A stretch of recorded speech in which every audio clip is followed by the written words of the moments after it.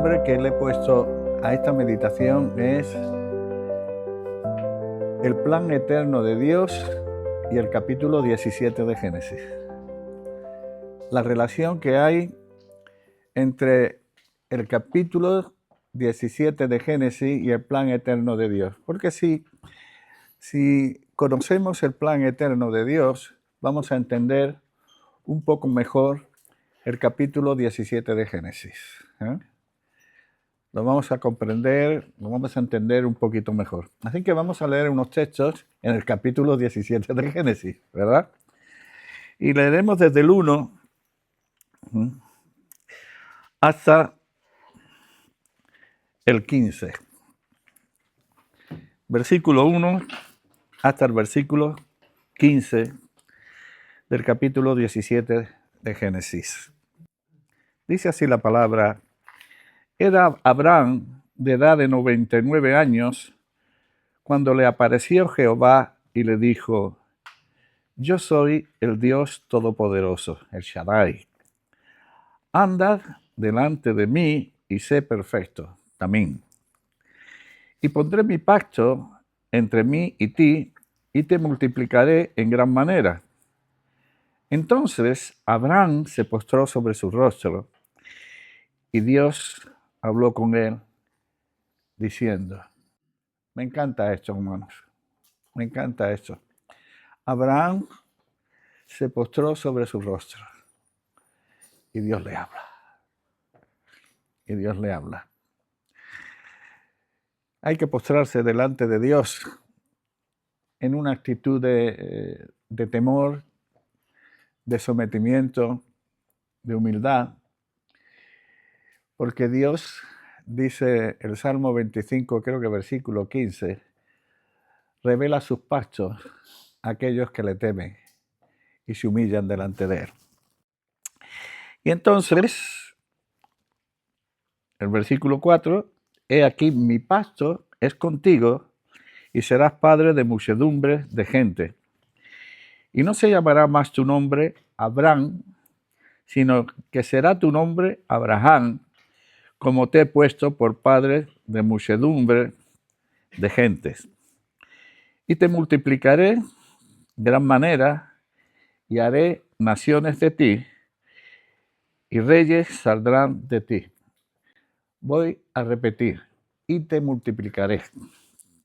Versículo 7, y estableceré mi pacto entre mí y ti, y tu descendencia después de ti en sus generaciones, por pacto perpetuo, para ser tu Dios y el de tu descendencia después de ti. Un pacto perpetuo para ser tu Dios. Y no solamente tu Dios, sino el de tu descendencia. De tu descendencia. Recordad que Gálatas dice que nosotros, por la fe, somos ¿de quién? Hijos de Abraham. Amén. Por la fe somos hijos de Abraham. Somos parte de su descendencia. En el Evangelio de Juan se nos dice que Dios es capaz de levantar hijos a Abraham de estas piedras. ¿Recordáis? De estas piedras. Así que los verdaderos hijos de Abraham son aquellos que tenemos la fe de Abraham. Que tenemos la fe de Abraham. Somos su descendencia, y entonces este pacto es para nosotros también. Y te daré a ti y a tu descendencia después de ti la tierra en que moras, toda la tierra de Canaán en heredad perpetua, y seré el Dios de ellos. Recordad, hermanos, que nosotros somos tierra. Recordad que somos tierra, somos hechos del polvo de la tierra. Y además, recordáis que el sembrador que sale a sembrar, ¿dónde echa la semilla? Él echa la semilla, pero en la buena tierra es la que da fruto. Dijo de nuevo Dios a Abraham: en cuanto a ti, guardarás mi pacto, tú y tu descendencia después de ti, por sus generaciones. Este es mi pacto que guardaréis entre mí y vosotros, y tu descendencia después de ti. Será circuncidado todo varón de entre vosotros. Circuncidaréis, pues, la carne de vuestro prepucio, y será por señal del pacto entre mí y vosotros. El pacto siempre es entre Dios y nosotros, nunca es entre el hombre y Dios.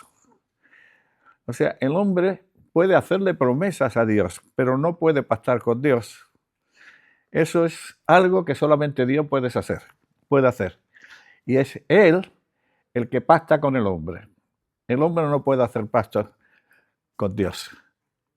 Puede prometerle, y si prometes, mira que lo cumplas. Pero los pactos es algo que Dios hace con el hombre. Por eso mi pacto es entre mí y ti. Y de edad de 8 días será circuncidado todo varón entre vosotros por vuestras generaciones, el nacido en casa y el comprado por dinero a cualquier extranjero que no fuere de tu linaje. Lo circuncidará al 8º día. Bueno, nosotros sabemos que el 8º día es el día de la resurrección en las Escrituras, de un nuevo comienzo. Es el día de la resurrección. Pero también tiene sentido físicamente y fisiológicamente circuncidar a un niño a los 8 días, ¿verdad? Yo no sé explicarlo utilizando las palabras adecuadas. Lo que sí sé es cuando más o menos por el año 1950 se descubrió que entre las mujeres que sus esposos, en aquellas culturas que sus esposos estaban circuncidados, se daba menos el cáncer de útero. Era prácticamente nulo. En cambio, en aquellas culturas en que el hombre no se circuncidaba, entonces había bastante cáncer de útero en las mujeres. Se empezó a estudiar y se descubrió de que una de las cosas que producía ese cáncer es una especie de bacilococo que el hombre no circuncidado pues tiene en su miembro viril. Y entonces, como esto es un estudio que se hace en los Estados Unidos, pues dice, hay que circuncidar a todo niño. En los Estados Unidos se practica mucho entre los cristianos la circuncisión, ¿no? Sin relacionarlo con la ley, sino por algo de sanidad. Claro, ¿cuándo lo circuncidamos? Porque empezaron a tener algún problema de cuando se derrama mucha sangre, ¿verdad?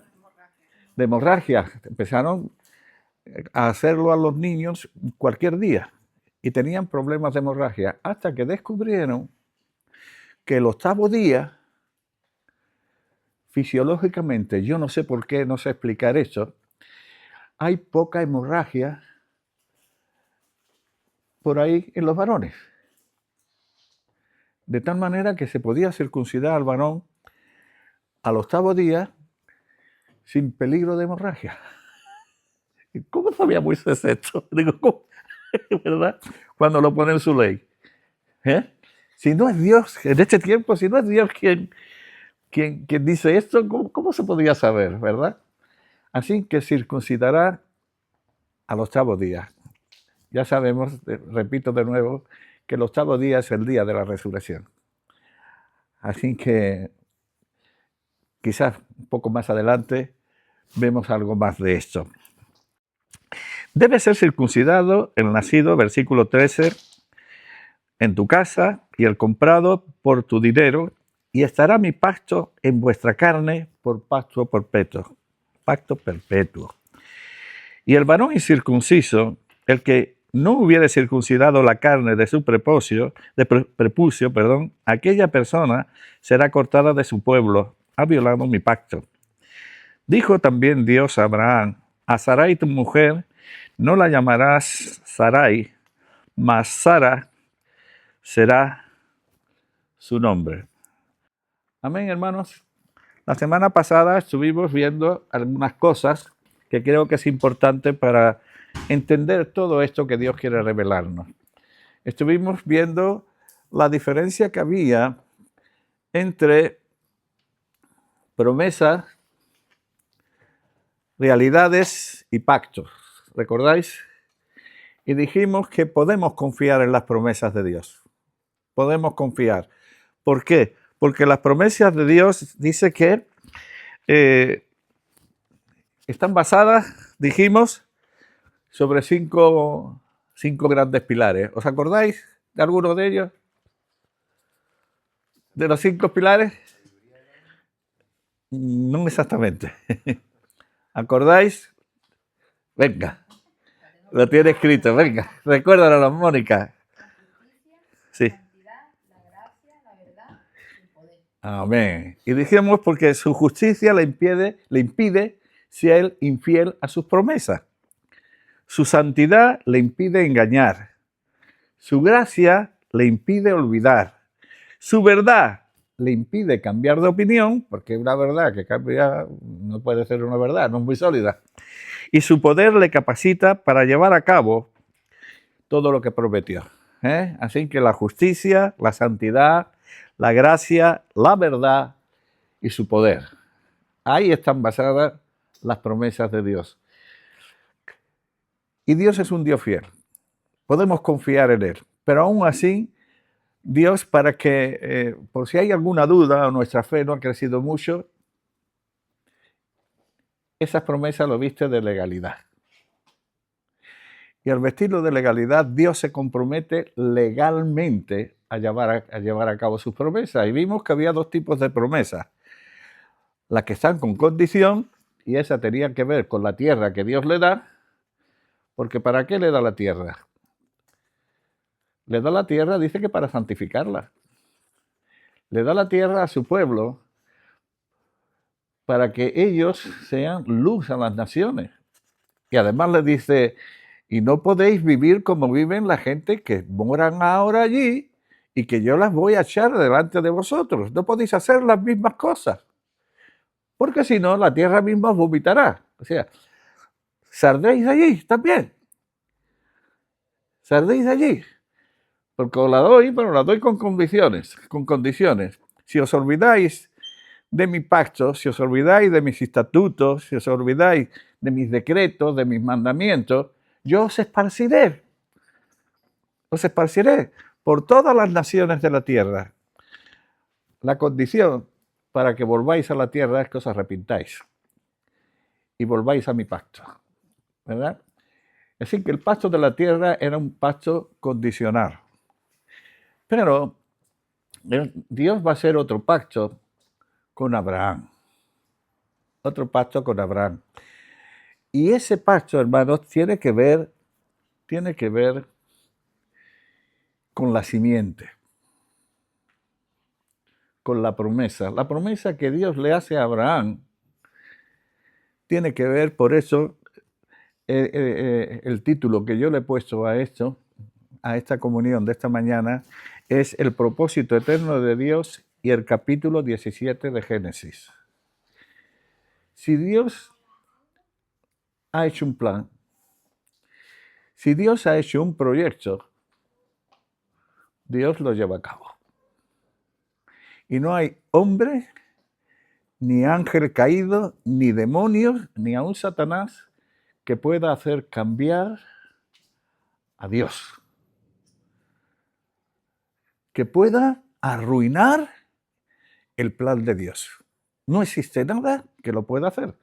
Por eso, ese pacto, el pacto que tiene que ver con la promesa, el pacto que tiene que ver con la simiente, recordar que Pablo dice que la simiente es Cristo, no es un pacto sujeto a condición humana.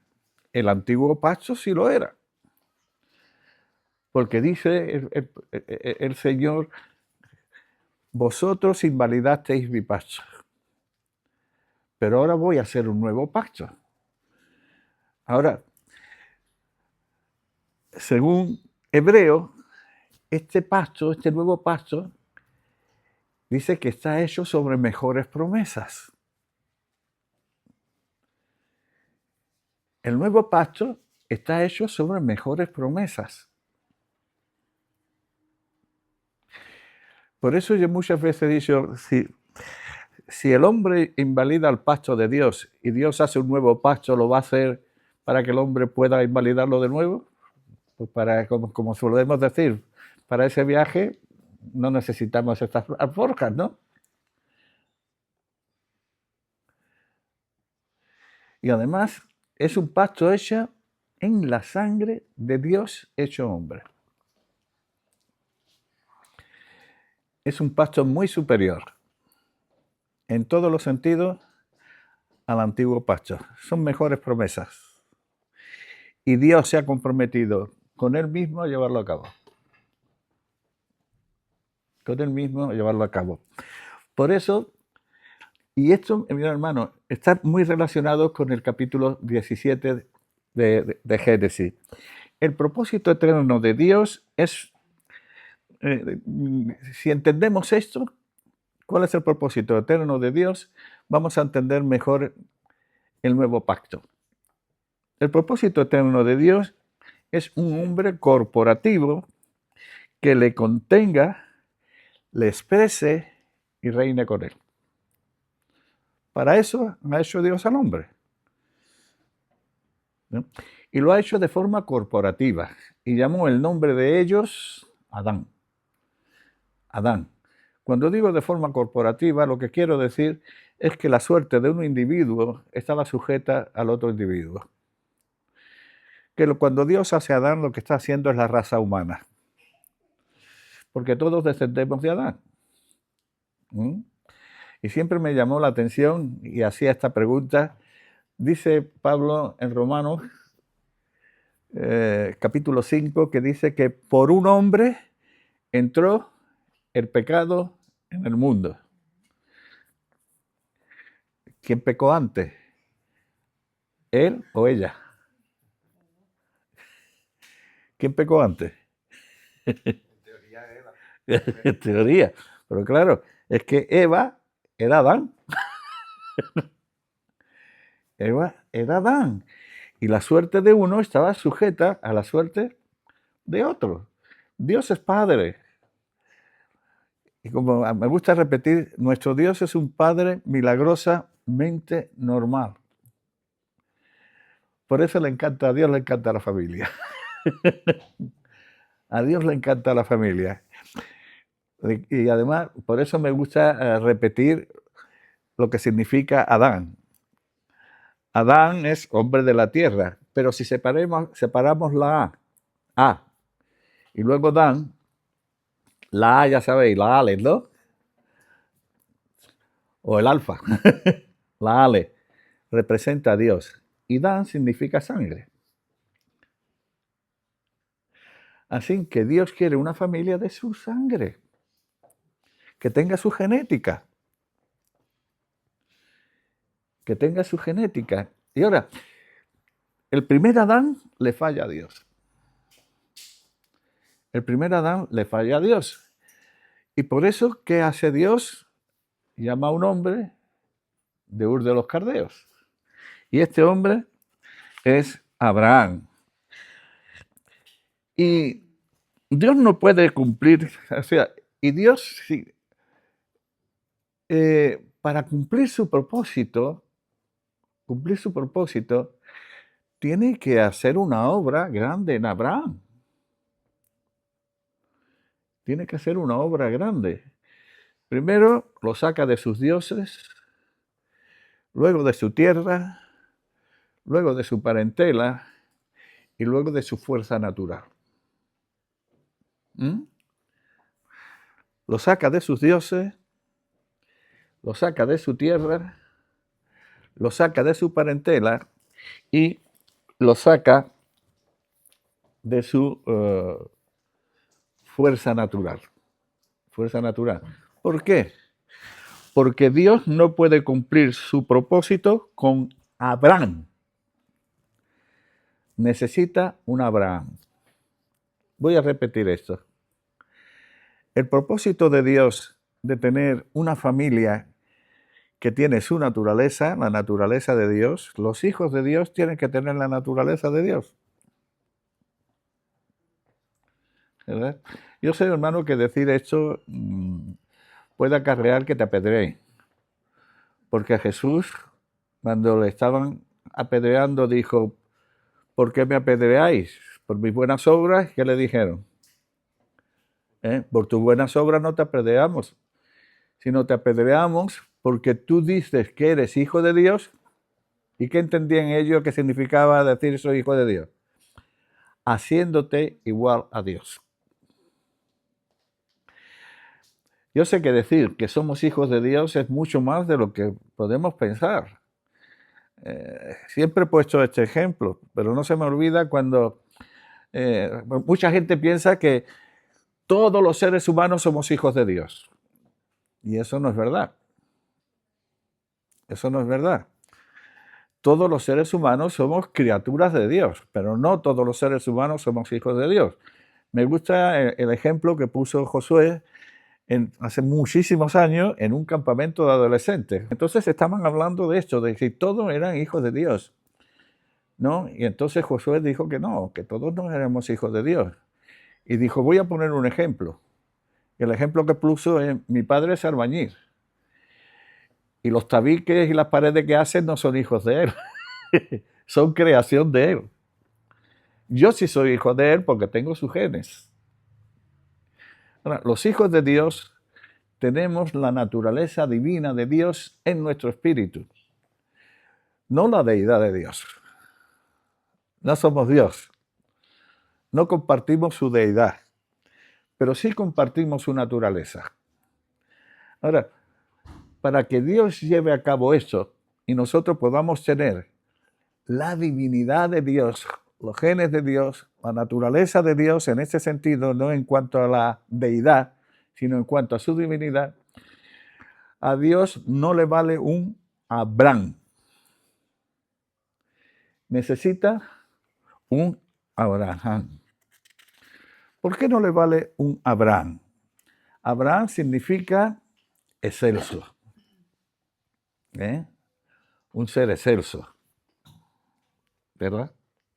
Mientras que Abraham significa multiplicado.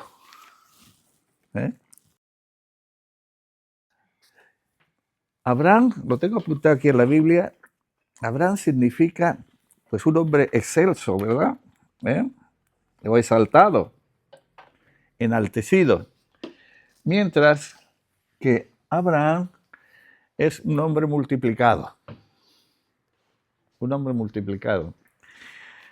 Para llevar a cabo, para que Dios pueda llevar a cabo su obra en nosotros, tiene que cambiar nuestros nombres. Repito, tenemos que cambiar de ser excelso, exaltado, a multiplicado. A multiplicado. ¿Y cómo se llega a ser una persona multiplicada? Dice Juan, creo que 12:24, que si el grano de trigo no cae en tierra y muere, ¿qué le pasa? Queda solo. Tiene que morir para multiplicarse, ¿verdad? Tiene que morir, multiplicarse. Dice el Señor Jesús, el que ama su vida, ¿qué ocurre? La perderá. Pero el que la pierda por causa de mí, ¿qué pasa? La ganará. Fijaos bien que Dios cambia el nombre a algunas personas en las Escrituras, ¿os acordáis? Por ejemplo, Dios cambió el nombre a Jacob.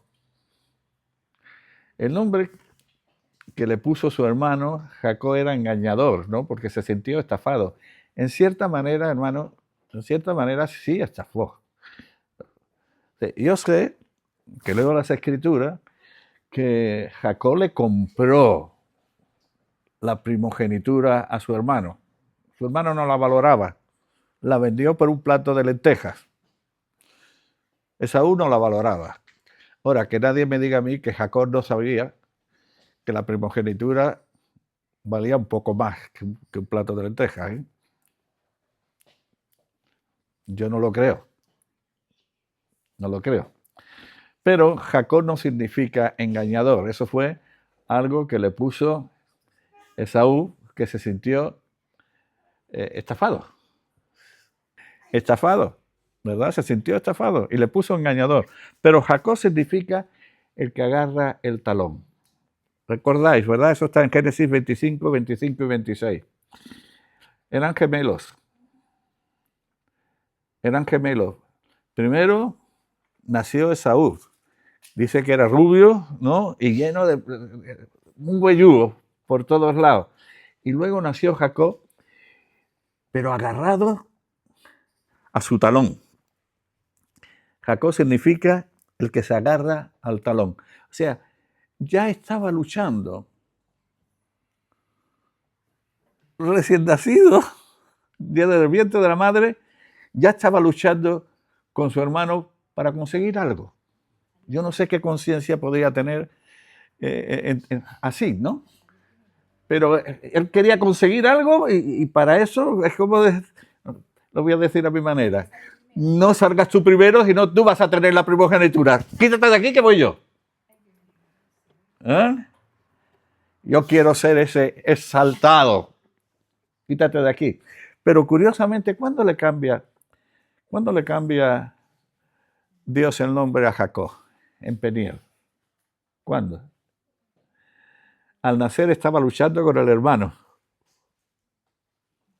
En Peniel está luchando con Dios. ¿Y qué dice? He visto el rostro de mi Dios y mi alma ha sido transformada. He visto el rostro de mi Dios y mi alma ha sido transformada. Jacob, no te esfuerces, no le agarres el talón a tu hermano para conseguir la primogenitura. No luches con tu hermano, lucha con Dios. Y entonces serás Israel. Entonces serás Israel. Jesús cambió el nombre también de Simón Pedro. A mí me dijeron que Simón significaba caña, una caña que la mueve el viento, pero luego he estado mirando y no es tanto así. Simón significa el que oye. El que oye. Por eso Simón era Simón, hijo de Jonás, el que oye. Pero ahora le dice Jesús, cuando él confiesa, ¿y cuándo lo confiesa? ¿Quién era Jesús? Cuando recibe la revelación. Fijaos bien que allí, en ese monte, Pedro recibió las dos revelaciones más grandes que un ser humano puede recibir. Una la recibió directamente del mismo Padre. ¿Quién dice a la gente que soy?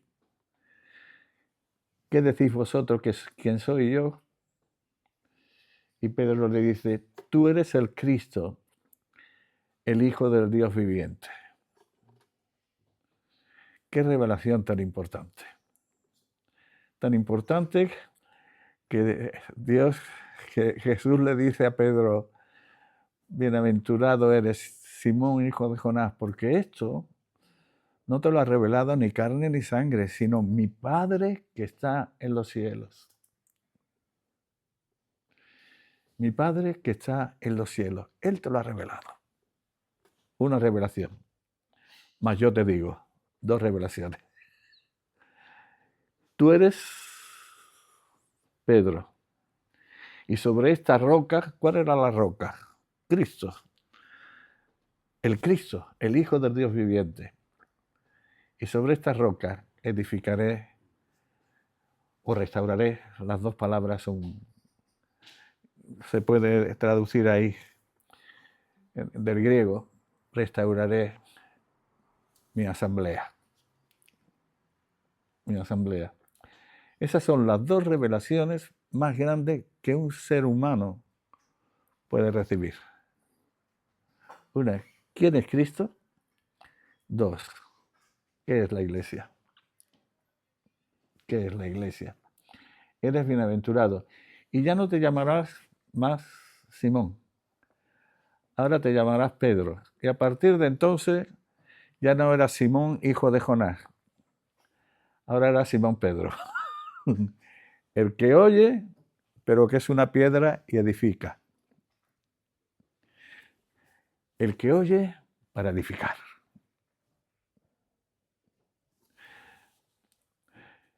La edificación, hermano, es algo tan importante. Los hermanos son tan importantes para Dios y debe ser tan importante para nosotros. Me está viniendo a la memoria ahora, no sé por qué. Pedro ha negado a Jesús 3 veces, ¿no? Antes de que cante el gallo, me negarás 3 veces. Jesús ha resucitado, se ha presentado a ellos, está cenando con ellos y le hace esta pregunta. Pedro, ¿me amas? Señor, tú sabes que te amo. Apacienta mis ovejas. Pedro, ¿me amas? Señor, tú sabes que te amo. Apacienta mis corderos. Pedro, ¿me amas? ¿Me amas? Señor, tú sabes todas las cosas. Tú sabes que te amo. Pues apacienta mis ovejas. Ahora, nosotros hemos predicado muchas veces acerca del amor de Dios.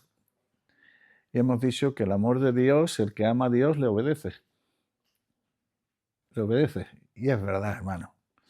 Esto de decir amo a Dios y no lo obedezco es una falacia. Es una falacia.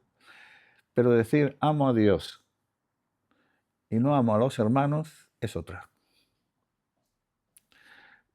La prueba de que amas a Dios no es solamente que amas la Torá. La prueba de que amas a Dios es que amas a los hermanos.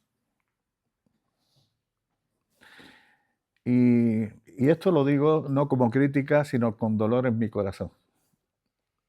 Sinceramente, hermano, lo digo con dolor en mi corazón. Hay muchos hermanos nuestros que creen amar a Dios porque aman la Torá, pero aman demasiado su individualismo. Una cosa es estoy solo porque no tengo más remedio, en las circunstancias de mi trabajo, de mi familia, o me echaron cuando empecé a descubrir las riquezas que había en la Torá y por eso estoy solo. Y otra cosa es estoy solo porque no me esfuerzo ni siquiera un poquito en reunirme con los hijos de Dios. Esto en cierta manera dice que nuestro amor a Dios todavía es un poquito escaso, puede crecer. Y la forma más completa es amo su Torá para apacentar a mis hermanos, para apacentar a mis hermanos. Es un buen termómetro para medir el amor que le tengo a Dios con el amor que le tengo a mis hermanos, porque esto es un engaño de Satanás. Hay muchos hermanos que piensan que aman a Dios 100% y su relación con los hermanos no llega a un 20%. No llega a un 20%. Y creo que nosotros debemos vigilar eso, ¿verdad, hermanos? Debemos vigilar. Leo lo que tengo. Y Abraham significa enaltecido, exaltado. Y Dios tuvo que decir, no. Ahora serás Abraham. Ahora ya no serás el enaltecido, el exaltado. Ahora serás el multiplicado, porque te voy a romper. Te voy a romper. Te voy a moler en Getsemaní. Te voy a romper. Pero fijaos bien que no solamente le cambió el nombre a Abraham, porque Isaac tenía que nacer también de la mujer, ¿no? De Sarai. Le cambió el nombre de Sarai por el de Sara. Es muy parecido, pero es curioso que Sarai significa mi princesa y Sara solo princesa. ¿eh? Fijaos bien que cuando se le enciende la lamparita, no sé quién se la encendió, a Sarai, para ayudar un poco a Dios en cuanto a la simiente, a que Abraham fuese un padre de muchedumbre, le dice, Sarai le dice a Abraham, toma a mi sierva, ¿verdad? Mi amigo, mi familia, mi madre, mi padre, mi trabajo, mi iglesia, mi ministerio, mi. Abraham, exaltado, y Sarai, mi, no pueden producir nada más que un Ismael. Ahora, Sara es princesa, ya está, pues ahí. Y eres princesa porque yo te he hecho princesa. Ahí te sobra el mí. Te sobra el mí. Y por lo tanto, ahora se puede producir. Cuando se puede producir, entonces se cambian los nombres, ¿verdad? Se pueden cambiar los nombres. Los nombres se cambian cuando se cambia una realidad en ti. Cuando la realidad de tu ser se va cambiando, voy a poner un ejemplo tonto, pero a mí me llamaron Luis por mi abuela, que murió en la guerra cuando empezó la guerra con Franco, ¿no? La guerra civil española, cayó una bomba y la mató. Ella estaba entrando en un refugio y sintió un niño llorar arriba, se volvió, cogió al niño y al coger al niño explotó la bomba, la mató a ella y al niño yo, ¿no? Tenía mi mamá 6 años, ¿verdad? Se llamaba Luisa y me pusieron Luis a mí por ella, ¿verdad? Pero, digamos, el nombre podía haber sido otro. Luis, Manolo, porque eso es igual, solamente era para identificarme y separarme de los demás. Pero hay algo que sí recibí de mi padre, entonces yo era hijo. Solamente era hijo, ¿verdad? Hasta que me casé y mi nombre pues engrandeció. Ya no solamente era hijo, ahora era marido, ¿verdad? Era marido. Y luego vinieron mis hijos, entonces mi nombre fue engrandeciéndose. Ahora era hijo, marido y padre, ¿verdad? Y luego vinieron mis nietos, mis nietos. O sea, cada vez que, digamos, mi situación cambiaba, pues cambiaba mi nombre mi nombre era engrandecido. Cuando Dios cambia el nombre de la persona es porque cambia su ser. Porque cambia su ser. Ahora, la idea es, ¿cómo podemos nosotros recibir un nuevo hombre, un nuevo nombre? ¿Podemos nosotros recibir un nuevo hombre? ¿Os acordáis lo que dice, aunque no deje mucho tiempo para compartir, pero creo que es importante esto, hermano? Fijaos lo que dice Apocalipsis, capítulo 2, cuando se está hablando a la iglesia de Pérgamo. A la iglesia de Pérgamo. La iglesia de Sardis, ¿verdad? La Esmirna, perdón, pues estaba teniendo problemas con aquellos que eran, se llamaban sinagoga de Satanás, ¿verdad? Pero la iglesia de Pérgamo ya moraba en donde Satanás tenía su trono. Y el que tiene oído, le dice Dios a esta iglesia, oiga lo que el Espíritu dice a las iglesias. Al que venciere, daré a comer del maná escondido y le daré una piedrecita blanca y en la piedrecita escrita un nombre nuevo, el cual ninguno conoce, sino aquel que lo recibe. Así que, hermanos, ahí podemos tener un nombre nuevo. Solamente necesitamos algo. Hay una condición: ser vencedor. Ser vencedor. Y ¿Podemos ser vencedores? ¿Podemos ser vencedores? ¿O excelsos? ¿Qué podemos ser? Yo creo que podemos ser vencedores. Lo primero que tenemos que ver es qué nos motiva, si ser excelso o otra cosa, o que Dios pueda cumplir su propósito en nosotros. Yo creo, hermanos, que podemos ser vencedores y aún podemos descubrir, si no ahora en su día, el nuevo nombre que Dios nos va a dar a cada uno. La condición, ser vencedor. Ahora, ¿para qué quiero ser yo un vencedor?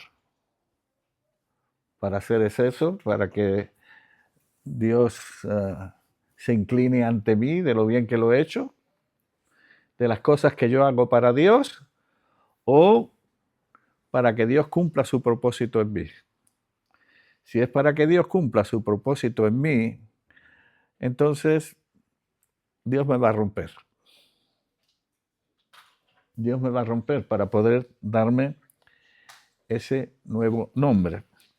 La segunda cosa es que podemos pedirle a Dios que nos dé luz para ver la situación que estoy. No nos conocemos, hermanos.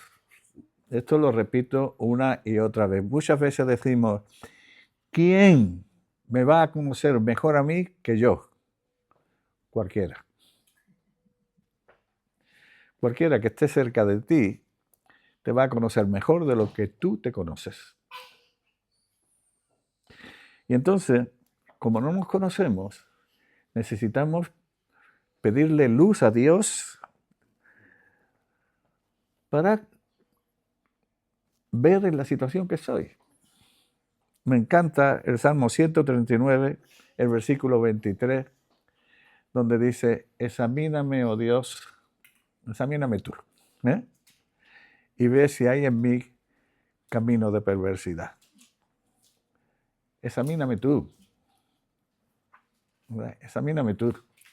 Porque yo me engaño. Yo creo que soy excelso. Y aun cuando hago cosas para ti, es para ser un poco más excelso. Un poco más grande. Que cuando vaya a predicar a cualquier lado, me presenten diciendo, he aquí el gran siervo de Dios. Yo he oído eso, hermano. No de mí. Pero he oído el gran siervo de Dios, ¿no? Bueno, si era siervo de Dios, que posiblemente no era tan grande. El gran siervo de Dios. Entonces, que el Señor nos examine. Luego necesitamos aprender cómo ser un vencedor. ¿Cómo ser un vencedor? En este mismo de esto, Apocalipsis, capítulo 2, Apocalipsis 2, dice, versículo 16, por tanto, arrepiéntete, pues si no vendré a ti pronto y pelearé contra ellos con la espada de mi boca. Una vez que Dios nos revela cómo somos, cómo estamos, hermanos, el arrepentimiento no es algo que tú haces una vez en tu vida para recibir a Jesús y ya tienes el pasaporte para el cielo. El arrepentimiento es algo que debe acompañarnos durante toda la vida.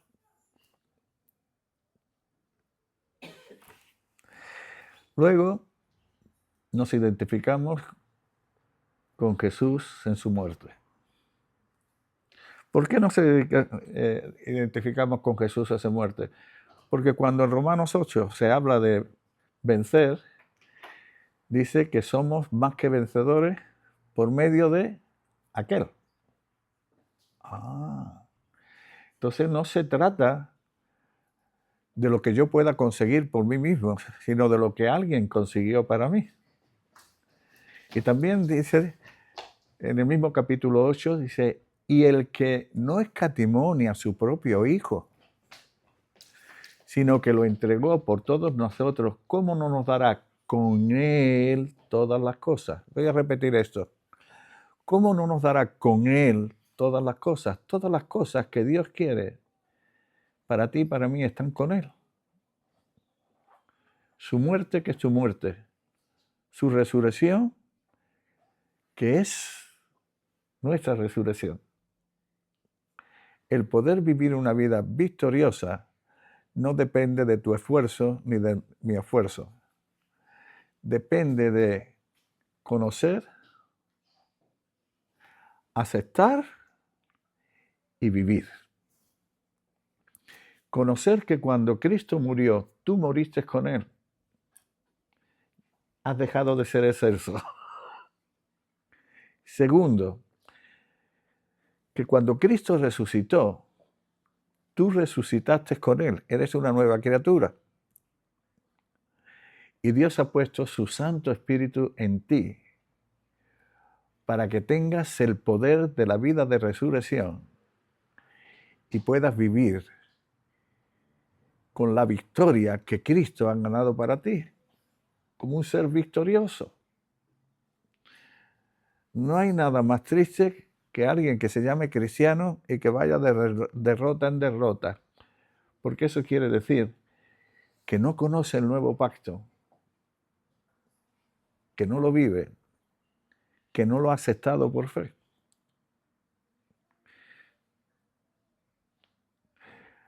Si conoces, aceptas y vives por fe, eres una persona victoriosa. Pídele a Dios que te revele cuál es tu nuevo nombre, para su gloria. Amén.